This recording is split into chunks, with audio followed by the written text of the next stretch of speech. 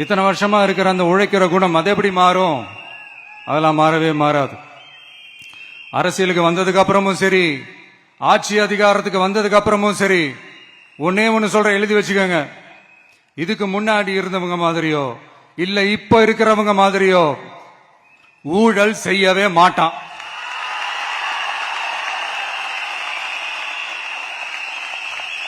ஒரு பைசா தொட மாட்டான். எனக்கு அது அவசியமே இல்லை. புரிஞ்சுங்களா உங்களுக்கு? எனக்கு அதை தொட வேண்டிய அவசியமே இல்லை.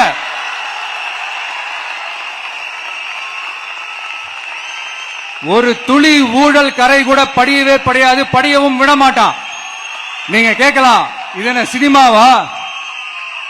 இது என்ன முதல்வன் படமா? ஒரே நாள் நம்ம இவர் எல்லாத்தையும் கிளீன் பண்ணிடுவாரான்னு நீங்க கேட்கலாம். ஓகே, பிராக்டிகலா அது பாசிபிள் இல்லதான். But it is a process, right? It is a process.